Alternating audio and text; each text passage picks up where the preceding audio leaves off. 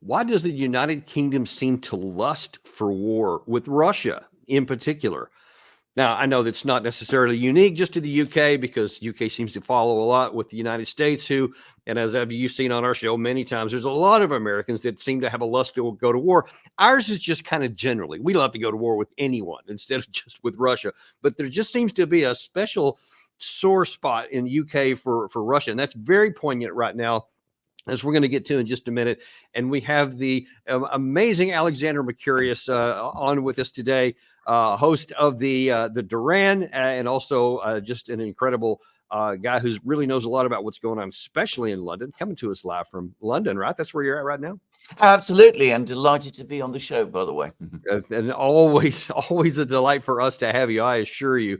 And, you know, when I started seeing some of this stuff, you're the first guy I thought to talk to, because you can kind of give, especially our American audience, some maybe some deeper understanding of some of the reasons why some people say some things. And we're going to see a number of clips we have from some folks in the UK and some others in America who we're going to be joining in, seem to either be oblivious to the risk that we're talking about taking in terms of these long-range weapons that were, you know, Keir Starmer was just here talking to Joe Biden, and they're talking about maybe allowing long-range weapons, not just the U.S., but also French and British missiles, or maybe just French and British missiles. It's kind of weird.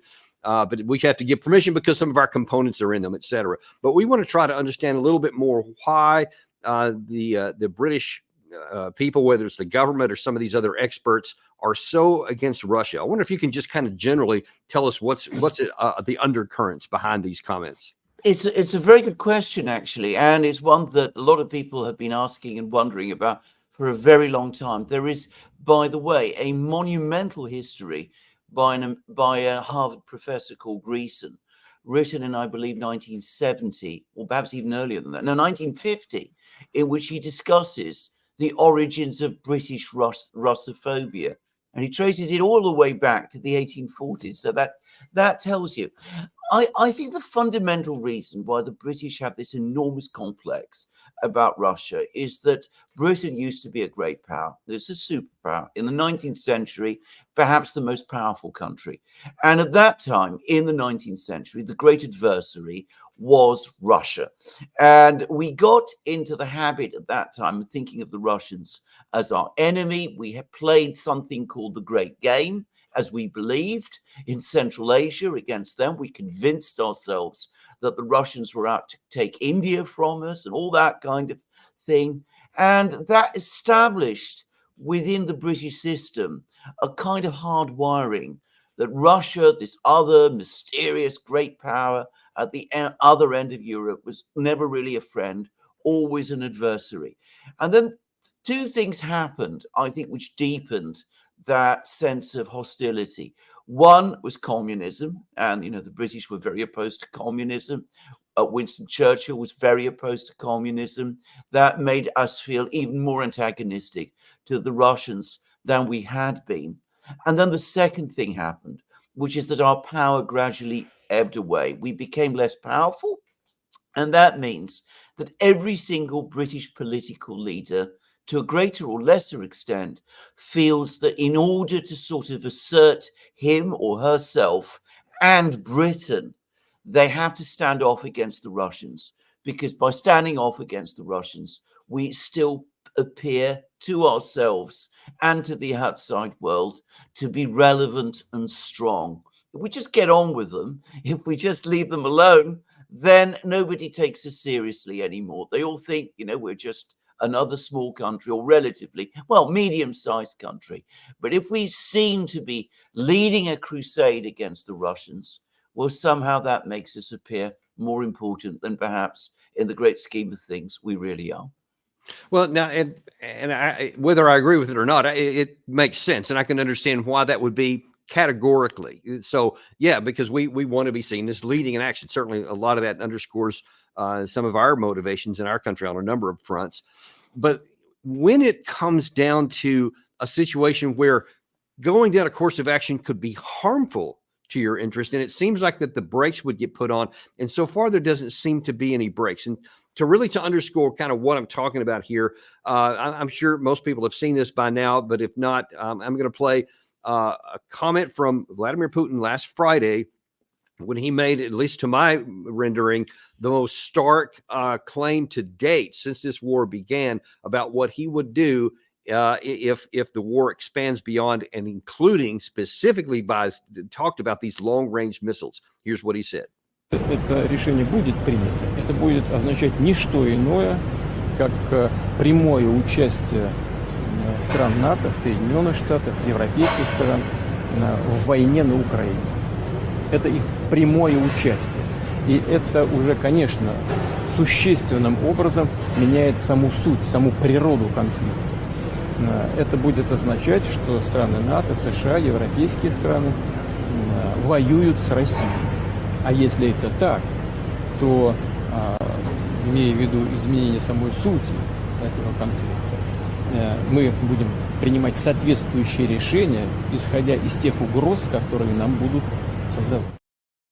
One of the reasons why that stood out to me is because he made a similar statement in, I want to say it was December of 2021, when he was asked about the buildup of forces.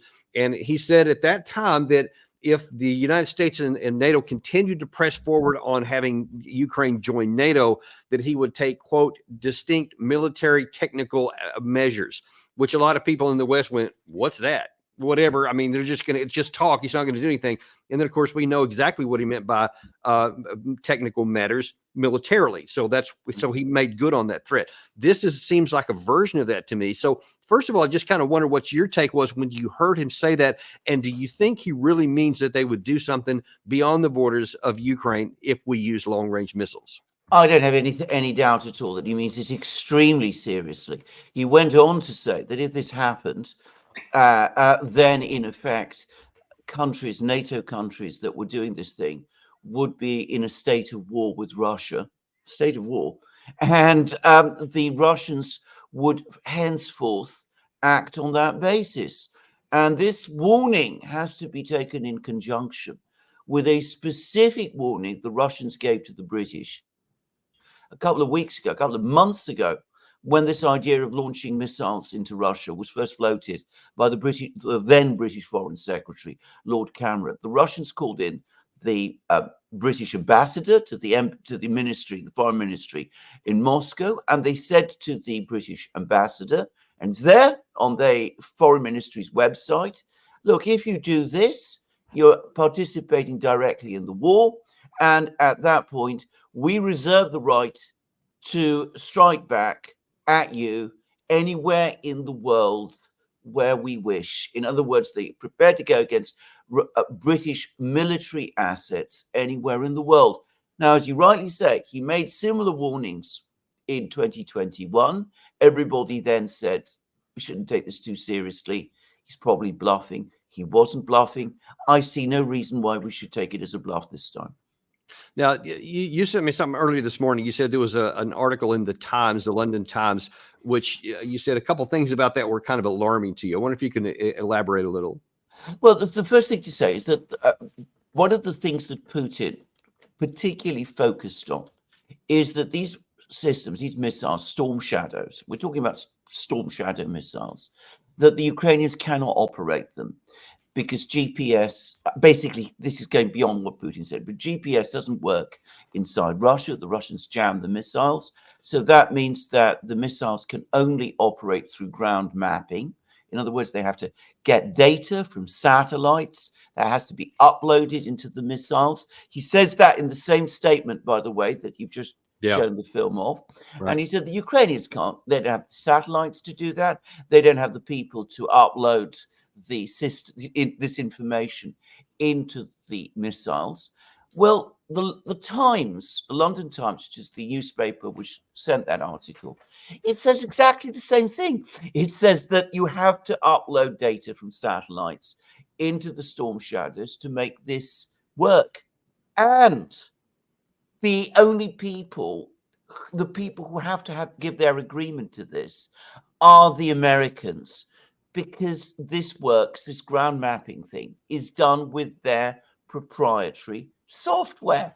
So to me, it looks as if the British know perfectly well that this thing that Putin is saying is the most serious issue, that Western technicians would have to prepare these missiles, launch these missiles, that the Western technicians would thereby be directly involved in missile strikes against historic pre-2014 Russia.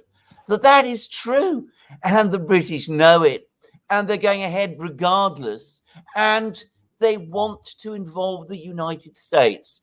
They want to bring in the United States as well, because something that Putin did not say, the British cannot do this entirely by themselves.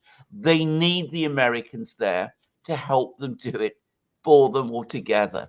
So that's in the London Times. So we haven't been told in Britain that those words of Putin's about the involvement of NATO people have never been published here. No article that I've seen in any British newspaper mentions this. But the London Times tells us that Putin is right. And of course, if we are involved, and through us, the US is involved in launching direct missile strikes into Russia itself, what we recognize as Russia, what America recognizes as Russia, well, as far as I'm concerned, that is an act of war. And what I think about this perhaps doesn't matter. The point is that Putin is now saying it's an act of war. And, well, we can see the consequences of that. You know, and as we're going to see here in a minute, there's a couple of reasons why a lot of people don't think that Putin actually means what he said. I actually was in a meeting earlier this day with a number of folks who generally agree that the war should not be fought, that we should wrap it down, but they also don't believe that Putin means what he says. And I won't jump the gun here because we're going to hear from some people who say that in just a second. But there are 5 former ministers of defense secretaries, and Boris Johnson that came out actually and to me inexplicably. And this is another one of the reasons why I wanted you to help us parse the words here, et cetera, because as a military person, all those things you just mentioned that were just published in the Times are certainly well known to all of these folks here. And they know intimately just how much they're actually helping and how those missiles can't fly without it.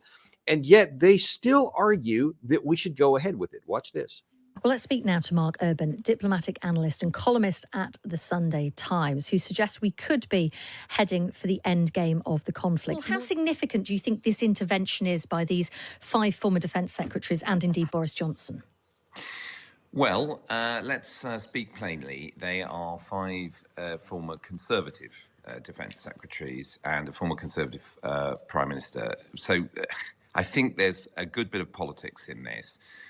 It's interesting to see Boris Johnson saying there's no excuse for a delay, because they should understand that there are some critical issues. Now, you've hinted at it. There are some technical issues, which is that the missile was jointly developed with the French, so they've got to be on side.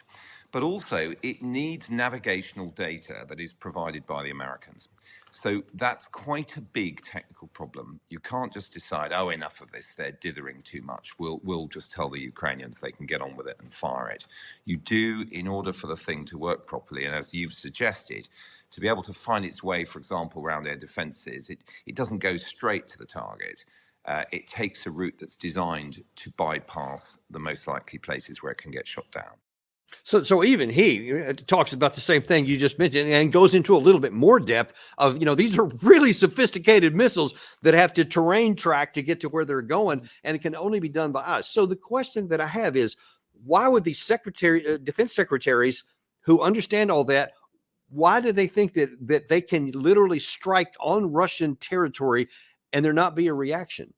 Well, because they're all members of the British political class. And if the one thing the British political class, Labour, Conservative, and outside those 2 parties, Liberals as well, for example, are united about is that they want to fight the Russians or strike at the Russians in Ukraine.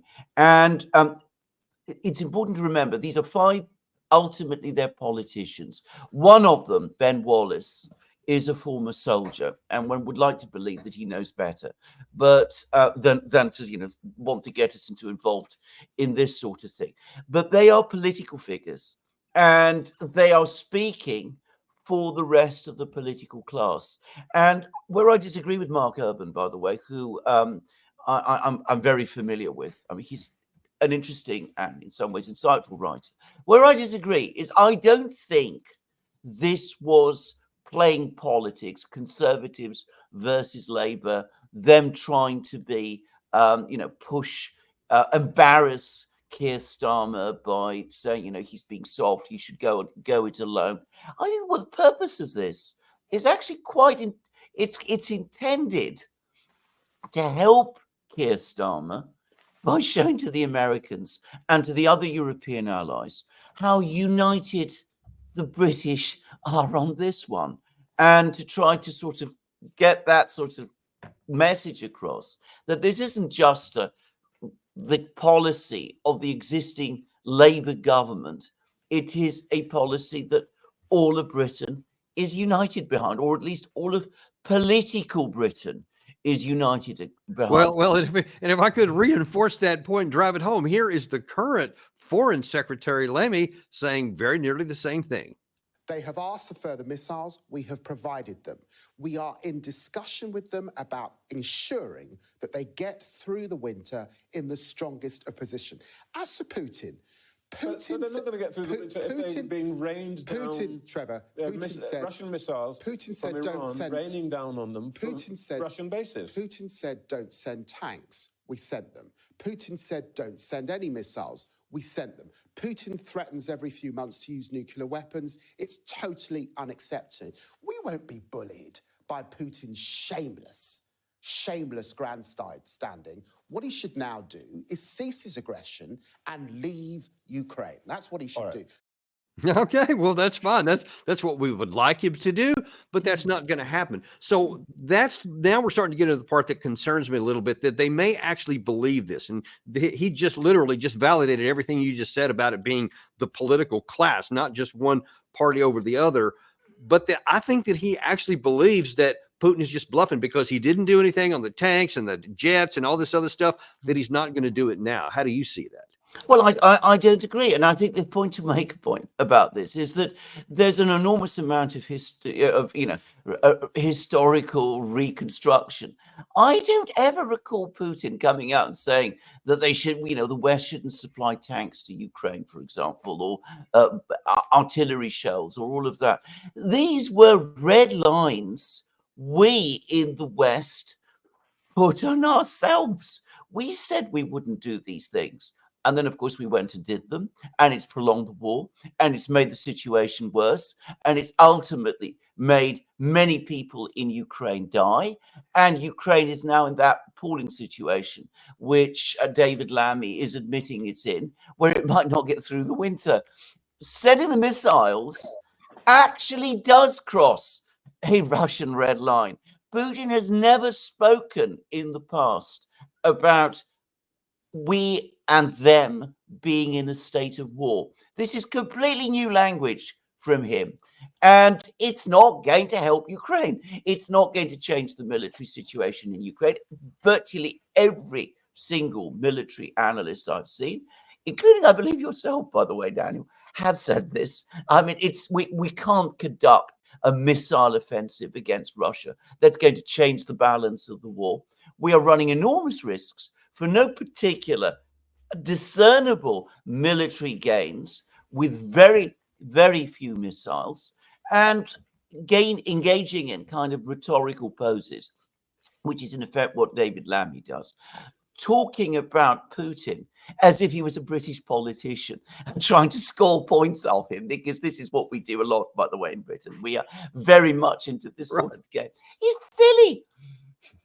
Well, and to again underscore one of the point you had, the New York Times actually just recently ran a piece where our Secretary of Defense, Austin, said, hey, wait a minute, this will not turn the tide of the war. This is not just an analyst. This is not just a guy on a YouTube show like I am. This is the U.S. Secretary of Defense saying, in part because there are not enough ATACMS or British and French missiles. And then he goes on to say that American officials, or the article goes on to say that American officials are concerned they could not supply enough of these munitions to seriously damage a range of Russian targets. So that you see there, we're even saying, hey, cool the jets on talking about this stuff because we don't have the capacity to do this. And by the way, I actually had a show on earlier this afternoon where we went into all the details of why, just to your point again, militarily, this will not turn the tide, because in order to even have a chance tactically, you would have to conduct a campaign, a long-range bombing campaign lasting many, many months and thousands upon thousands of missiles. And as you can see by Russia, who has been doing that against Ukraine, it's enough to damage, but it's not enough to even stop them fighting on the front lines right now. So there is no chance, no rational chance that it would tilt the advantage. But then we get back to that big issue. If Putin means what he says, it could actually spawn an escalation of the war. You're absolutely correct. By the way, I watched that program, and can I say excellent? But anyway, put that aside, you're absolutely correct. But we have reason to believe that the British, we talked about the British political class being united about this, and I've discussed some of the reasons why. There are British voices that are apparently speaking out about this in private. Because if we go back to that same article by the London Times, it said something else, something which nobody has discussed elsewhere, which is that the British Foreign Office, our foreign ministry, advised Starmer, stop. Don't do this thing. Go back, back off, draw back from this. This isn't making the Europeans happy. It's involving us in things with the US, which I think many people in the US are unhappy that we are trying to do. So pull back, and yet, according to the London Times, Starmer, as they put it, faced the Foreign Office, the Foreign Ministry down. In other words, he's refusing to listen to his own diplomats, his own experts who are telling him, don't do this thing. It's a huge mistake. You're taking us out on a limb. We're risking all kinds of problems, not just with the Russians, but even ultimately with our own allies. So he plows on. The British political class also plows on with him. And we've had our former National Security Advisor, Lord Darrach, another British diplomat, National Security Advisor in the previous Conservative government. He's now given articles, interviews to the Financial Times and other places in which he has explicitly said, this doesn't make sense. It won't achieve what we think it will. It creates enormous risks. And as he put it, Putin is bluffing until he isn't. And we don't know when that isn't is going to be. And of course, the risks we run by constantly testing that are huge. And Gary, if you could bring that the Times article back up there again, because I want to ask you a question. I had not seen this, so I haven't read it yet myself. But that title could mean any one of a couple of different things. Where it says "getting to the end game," what is the thrust of the article? Do they think that the end game, meaning that Ukraine is somehow going to win, or that Russia is going to win? What is the meaning of the article? Well, the idea is, and this is from Mark Urban. This is actually it's an interesting piece. I don't, by the way, agree with much of it, but Mark Urban thinks is that both the Ukrainians and the Russians are now essentially exhausted, that they've been fighting this war for 2.5 years. They've both taken enormous losses and they can't really sustain it anymore. And there are now telltale signs that both sides are looking for a diplomatic way out. So the idea is if you start launching missiles at them, then that will somehow push the Russians, who are already thinking about negotiations, into negotiations. Now, I think this is a fundamental misreading, because if you look at that article, it makes a number of assumptions about Russian thinking, which I think are wrong. And it also makes certain assumptions about Russian casualties, which are based on British Ministry of Defense figures, which may be true, or perhaps they're not. They're ultimately guesses. I mean, I don't know what the intelligence behind those British Ministry of Defense figures of Russian casualties is. My sense is that the Ukrainians are every bit as exhausted as Mark Urban believes they are. I mean, he speaks of the Ukrainians running down. He talks about the stresses in Ukrainian society the war has caused. He's talked about the general exhaustion of morale in Ukraine. I don't think the same is true to anything like the same extent on the Russian side. And if the idea is you start, you try and push the Russians, you just to tip them over the edge by launching missile strikes at them, and that will somehow get Ukraine through the winter. And then because they're so tired and worn out and exhausted, the Russians will stand down and will agree to terms, which are the terms we want them to agree to. Then I think this is completely misjudging the situation. It shows an ignorance of the situation, the actual situation on the battlefronts, and it shows also it completely misjudges the Russian diplomatic position at this time. Well, and man, I that just puzzles me. Well, maybe it doesn't puzzle me completely. And now I want to get this because I think that the British perceptions in the mainstream media, and I want to go down this hole in just a second, because I think some of the things they put out there are designed to create a narrative that can support political actions later on, or policy actions in this particular case here. But when you're talking about the Russian side, and if you're going to build a narrative, it's got to be something that can actually be sustained. For example, Putin signed a document, I think it was last night, it made the news today, that he's going to expand his total active forces to 2.4 million people. So I think it's another 150,000 above where it was. They have recruited, they said from the first 6 months of this year, 190,000 recruited into the Russian armed forces, and that their army itself is going to be 1.5 million active forces, which, by the way, is about 500,000 bigger than it was in February 2022. By the Ukraine intelligence services, they have said over the last several months that there is a force between 200,000 and 300,000 Russian forces in the area north of the border that are not in contact, and somewhere between 600,000 and 700,000 inside Ukraine fighting along those fronts. And when we've seen nothing but nonstop forward movement by the Russian side, sometimes small, sometimes bigger, really since November of last year, all the way through in the Eastern Front, and now even this incursion into Kursk is starting to crumble. I just don't understand how somebody comes to the conclusion that the Russian side is getting tired. I think you're completely correct. And I think that is exactly my view. In fact, I'm going to go back further. I'm going to say that, and I'm taking this to some extent from reading you.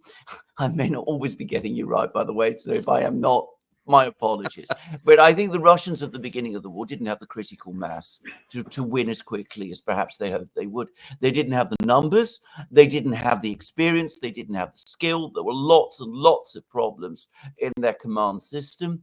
And over time, they've gradually, systematically, very methodically, as they tend to do, sorted those out. Now, I'm not saying that we're talking here about, the most efficient and powerful army in the world. They probably still have an awful lot to learn, and they've probably still got a long way to go. But they're getting very close now to getting that level of critical mass. One Ukrainian official said that we're going to have 800,000 Russian troops in the entire area of the war. This at a time when, if you read reports from Ukrainian soldiers, they're complaining that they're already outnumbered right across the battlefronts, including in the critically important Pokrovsk sector. And the Kursk sector is also starting to crumble in much the same way. I seem to remember that you said it probably would start to crumble. But anyway, we're starting to see that is happening. There is no sign, perhaps a lot of people in the United States might be surprised about, but I've had contact with people inside the British government, not this latest one, but the one that just preceded it. And they tell me the very same thing, which is that most British political leaders do not get much information from the intelligence agencies. The quality of intelligence and the amount of intelligence they get is not as much as you would expect. And most British politicians base their ideas about any topic from what they read in the newspapers. Now, that sounds incredible, but actually, I've suspected it for a long, long time. And in fact, not just from one person, but from many, many people now. I know that it's true. So they read what they read in the the newspapers, the Times, the Guardian, the Telegraph. That tells them the Russians or they are see something like this from Sean Bell just a couple of days ago. Watch this. President Putin this time has said if the West provides these long-range missiles, in effect, that's a declaration of war, and therefore war between Russia and NATO. Even the Russian defense minister has said that NATO is actually considering sending troops into Ukraine. To my knowledge, that is not true at all.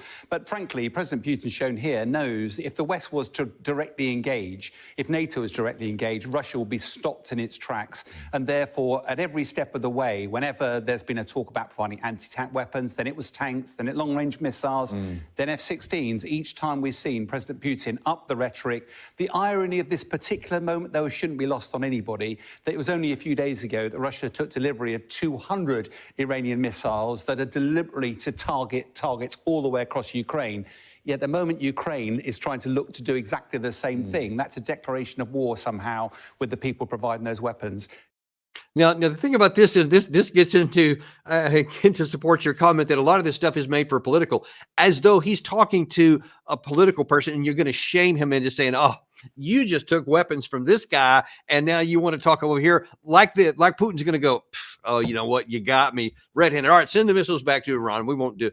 I mean, that's kind of really crazy to even talk about. But I want to back up something he said a little bit before that first, and where he said, "Oh, well, see, Putin won't escalate. He won't do this because he knows that he could never stand toe-to-toe with NATO. They would just completely pummel him. Ergo, you can basically just forget what he said." I'm not sure that he's right on that. Well, I think you're probably right. I mean, if you're talking about the British military, we're in a terrible state. We have, I've read some reports that our numbers of tanks are about 40 operational tanks. Our Air Force isn't in a particularly 40? strong. That's what I've heard. That our Air cow. Force is not in great shape. Our Navy isn't in great shape. And that is true right across Europe. And of course, the major military power now is the United States in NATO. Without the United States, NATO functionally is impossible. It certainly can't fight a Russian army of 1.5 million men. When it's even admitted that we'd have trouble finding an expeditionary force, putting an expeditionary force together of 20,000 men. And by the way, I don't know if you saw this, but it's been, I think, back in May, so it's been a little bit of a while. Got a little bit of notice at the time, but it seems to have been conveniently forgotten. But one of the senior NATO officials, and it may have been Bauer, I can't remember who it was that admitted it, but he said that the eastern flank of NATO, not a country, but of the alliance, has about 5% of the air defense capacity it needs to defend itself. I'm pretty sure that hasn't changed a lot materially since then. No. So if you're acknowledging that the alliance itself has barely any of the air defense it needs, and by the way, that's Ukraine's one of its biggest Achilles heel, why do you think that that's going to scare Putin? Well, exactly. Now, one has to immediately make a number of points. The Russians are in no condition to advance and conquer the whole of Europe. I mean, if the Russians did something like that, then of course that they don't have the strength or the force to do anything like that. The Soviet Union might have been able to do it. Russia today can't. But if we start sending our own troops to Ukraine, well, it would be a different story. Then we would be taking on the Russians on territory very, very close to their homeland and in a position where I think we would be overextended, at least the Europeans would be, and in difficulty. But all of this is a fantasy because I cannot imagine any situation where we get into a head-to-head battle with the Russians and nuclear weapons are not eventually used. This is a point that's been discussed by so many people who understand these things. And I don't think there's any doubt about this. So why are we even talking about it? Okay, so there is some doubt about it in the minds of some. As a matter of fact, here is Lieutenant General Ben Hodges just saying, nah, there's no truth to that. Watch this. So do you agree with Anne Applebaum then that we shouldn't take too seriously this sort of saber rattling from Putin then? Well, I think she's saying, and I would agree, of course you take it serious. They have thousands of nuclear warheads, and they clearly do not care how many innocent people are killed, including their own. But the thing is, they're not going to use it because there is zero benefit for them to use it. Nowhere on the battlefield, nowhere on the planet where Russia uses a nuclear weapon of any type does it make the situation better for them. It only makes the situation worse. Well, that assumes that Russia does think that Russia does think that they can use, if they use any nuclear weapons, that it's Armageddon and everyone's dead. But I'm not sure that the Russians believe that. And I think that there is some evidence by listening to Putin and Lavrov and Ryabkov over the last several months that they think in their doctrine that it can be used in a certain area. And it's a risk, no doubt about it. And even they acknowledge that. But I hear in their voice and what's going on that they may be close to having calculated it's a risk that we would take, as opposed to just letting the NATO countries do whatever they want inside of Russia. Well, of course, because if the West did get involved in Russia, and it really did look as if the Russians were going to lose in Ukraine, and we had a very difficult battle, and Russian aircraft were being shot down, and Western aircraft were being shot down. Well, I think you're going to find yourself in that kind of situation in which the military imperative starts to become dominant. And in any war, the military imperative is to avoid losing, even more than it is to win. And for the Russians, losing in this territory, they believe, they've said this many times, they've been saying this not recently, but for decades, losing in this area is an existential matter. And if they think that turning things around by using nuclear weapons is the way that is the only way out for them, I think they will do it. I have no doubt they will do it. And I think this is, people need to be realistic about this. The major mistake people in the West are making is that they expect the Russians always to behave in a way that the West wants them to in any kind of military situation. Now, that doesn't seem to me to make any kind of sense. You can't assume that the Russians are just going to do what you want them to do with nuclear weapons or any weapons in any kind of situation where you're in a direct conflict with them. And it does seem that we think that way. I can't even remember which one it was, but earlier today in our previous show, we put one of the sound bites up there of somebody in the U.S. side that thought, well, you know what? If we hurt Russia enough, then they're going to want to back down, and they're going to come to the table and agree that they can't win. And even though they've been succeeding in all this stuff so up to this point, now that there's nuclear or long range missiles involved, somehow that's going to make Putin go, yeah, can't figure it out. All right, yeah, let's go ahead and negotiate. And you know who believes that the most? Volodymyr Zelensky. Watch this.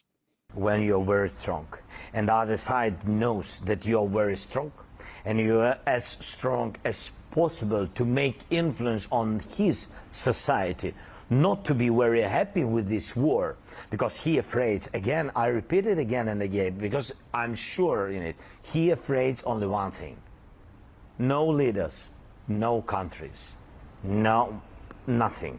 He afraid of his society, Russian people. And if Russian people are in danger, if they don't have comfortable life, if they live without energy like our people, they will understand the price of the war, and they will be not happy with it, and they will begin to influence on him, on Putin. That's why I said, make Ukraine strong, and you will see that he will sit and negotiate. I can't see, aside from the obvious that he's been willing to negotiate since before the war started and has offered several points along the way. So you don't need to make him hurt in order to negotiate. But I guess if in your mentality, if you wanted to negotiate from a position of advantage to you, you think that you can hurt him. But do you think Russia works that way? No, it doesn't. Of course it doesn't. In fact, he's going to succeed. I've been trying to do that. I mean, first of all, there's the practical fact that, as Lloyd Austin has said, as you yourself pointed out, what Zelensky is asking for, which is a kind of unrestricted bombing campaign against Russia, missile and bombing campaign against Russia, the world's biggest country, the most sprawling country with its air defenses and all of that, that is beyond our capabilities to do. So I mean, already we're talking about a fantasy, but let us say it was possible. It's the same fallacy that has been followed time and time again by people. The assumption is if you bomb people, if you bomb the people at the other side, if you launch missiles at them, if you deprive them of electricity and that kind of thing, they're going to say, well, let's stop, let's overthrow our government, let's get our government to negotiate. It makes no sense in Russian terms. I think Putin, by the way, I think Zelensky's right on one thing. Putin does have concerns about general sentiment in his society. But if you follow the kind of things that Russians are saying, I mean, real Russians, actual Russians, in their newspapers, in their letters and all of that, their major complaint is that things are not being conducted as toughly as they think they should be. In terms of the conduct of the war, Putin has been a force of restraint, if anything. People come along and they tell him, why don't you move faster? Why didn't you attack more aggressively? Why do we not go after Zelensky himself and attack the decision-making centers in Kiev? That's the kind of question that Putin gets asked, and it's trying to keep that back, which has been his major political problem. So I think launching missile strikes in the kind of way that Zelensky says, were it possible, would more likely than not, far more likely than not, produce the opposite outcome. It would result in a consolidation and hardening of Russian views. By the way, just as the Russian strikes on Ukraine have done with Ukrainian sentiment, that hasn't made Ukrainians rise up and tell Zelensky, you've got to sit down and talk. It's, if anything, made them do the opposite. Yeah. You know, it's ironic because in that same interview, you've had Zelensky admitting that, you know, we get hit by about 100 bombs per day from their air strikes and whatnot, and 128 2 days ago. And of course, we're unbound by that. And then in the same breath, we'll say, but a handful of weapons from our side will somehow change the dynamic. And it just seems to be lost on him that the same general people that he says on one hand are hardened, on the other hand, those same categorical people will just melt within a matter of, I don't know, a short period of time. But there's no evidence. And ironically, launching these missiles may actually take the gloves off for Putin, because if he's trying to keep things under control, but if they actually strike Russian territory and it hits sensitive targets anywhere, that'll give him the cover domestically to actually take these harder issues. And as Gary put up on the screen there a minute ago, their active force is going to be somewhere near 1.5 million in the near future, which means they have forces to do a lot more on the ground than they have been doing. And so you take these brittle lines, especially in the east or even in the northern part for that matter, Kiev itself might not be as safe. A lot of people in the West, by the way, assume that because Russia didn't take Kiev in 3 days in February 2022, they never can, and they won't even try anymore. And I'm not sure that that's a safe bet. Do you have any thoughts on that? I think this is exactly right. I would add one other thing, which is, of course, a major constraint on Russian actions up to this point has been Russia's need, Putin's need, to maintain a certain level of international support. Obviously not in the West, not amongst the Europeans or the Americans. I mean, they're a lost cause as far as he's concerned.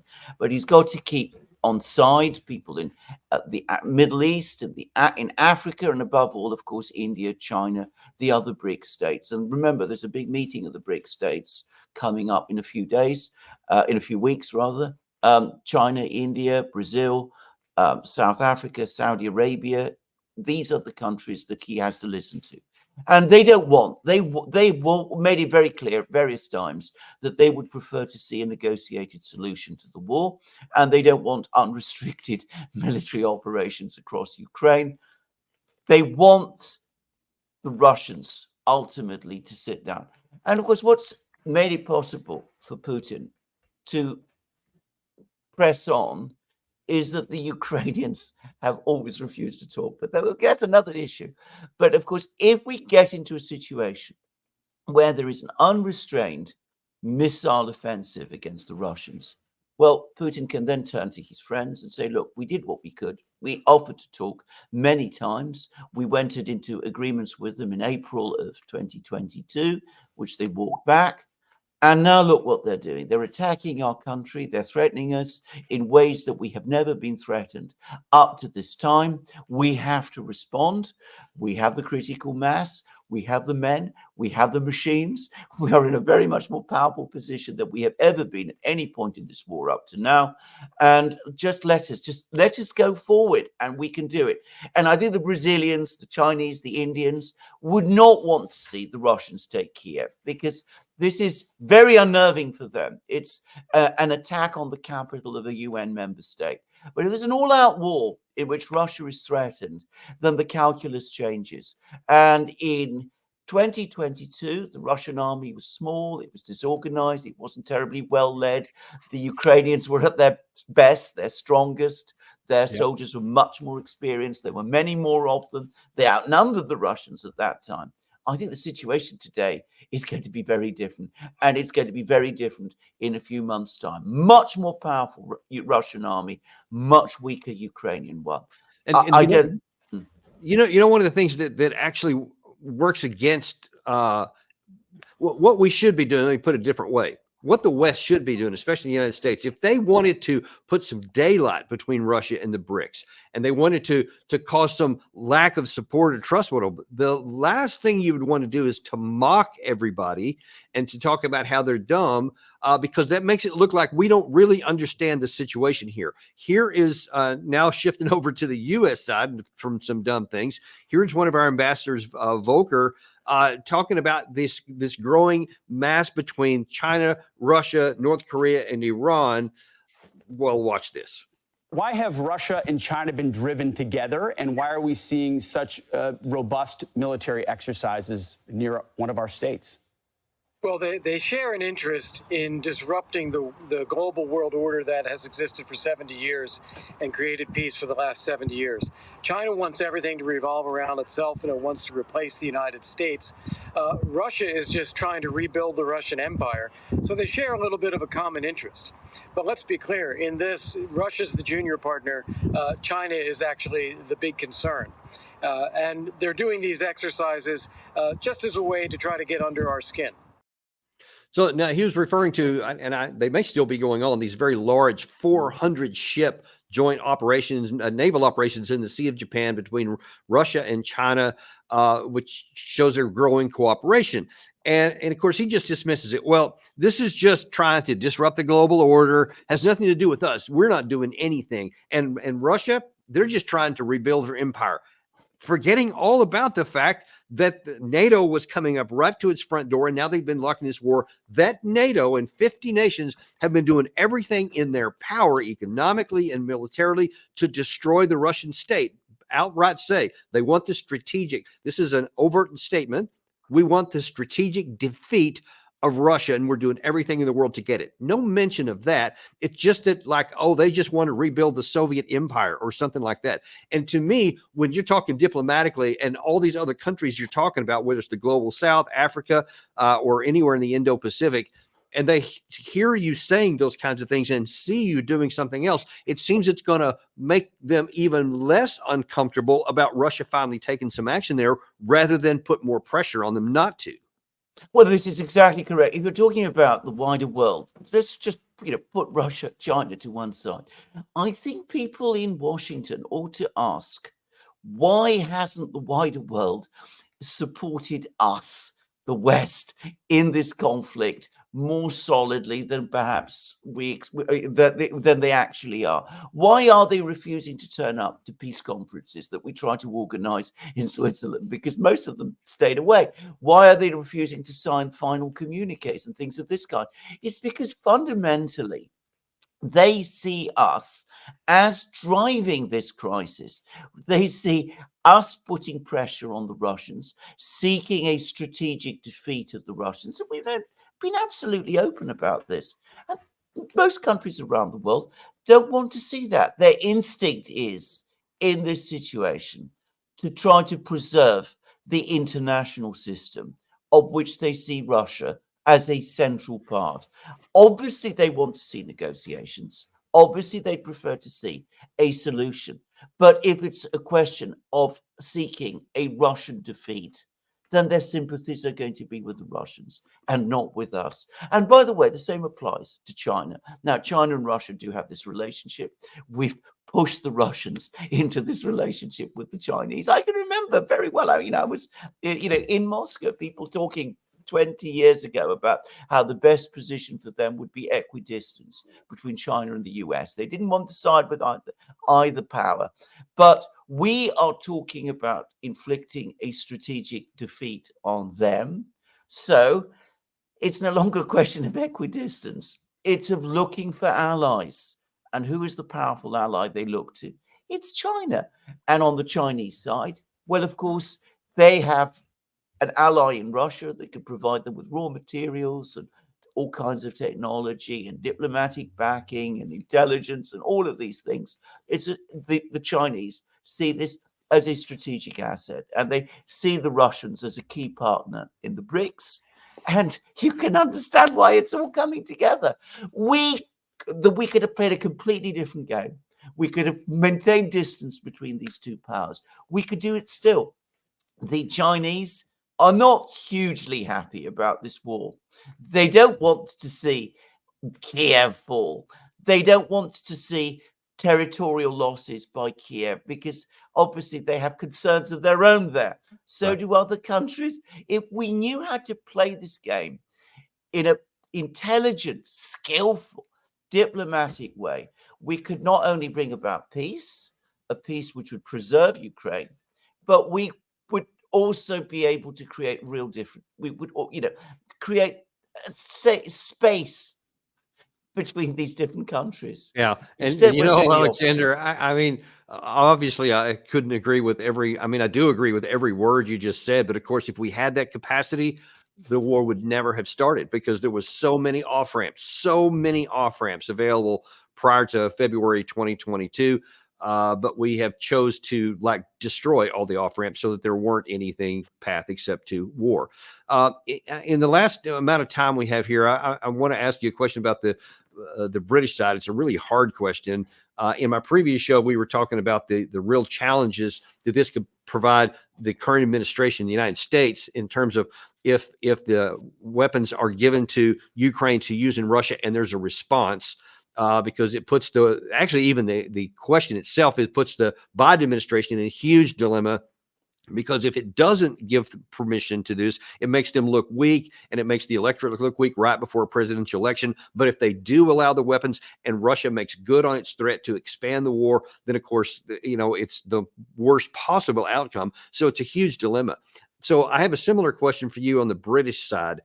If the Britain ends up either going it alone, which I can't imagine they would do, but if they did, or with the U.S. gave permission, and then all of a sudden in response, Russia does make good on its threat, not with nuclear weapons, certainly not first, but let's say strikes British naval assets somewhere, or British forces somewhere in the Middle East, or God forbid, possibly even something from a military installation on British soil, for example.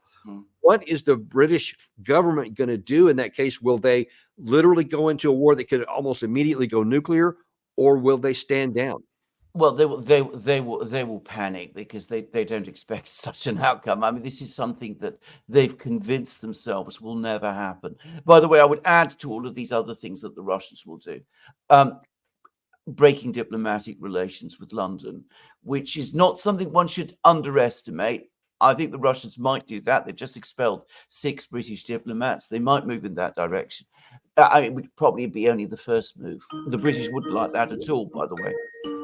But putting all that aside, I think that the thing the British will do if they find themselves in that situation is run to the United States, try to come to Uncle Sam, say, look, we've got ourselves into this terrible trouble. Obviously, we made a mistake. We got it all wrong. Please come and save us. Because what else can we do? We can't. I mean, if NATO might have difficulty fighting the Russians, we certainly can't by ourselves. But there we go. Yeah. Well, I worry about that because I worry we would go, oh, okay, cool. I'm sorry, I'm gonna have to leave it there. I've just been reminded that I've got to be on another show in a few minutes, Pierre. But super grateful for you. This has been a fabulous show. Always appreciate you on, Alexander, and just hope you have a good time with your lovely wife tonight. Thank you very much, Daniel, and delight and joy to be on your show. Thank you very much. And we will see you very soon on Daniel Davis Deep Dive.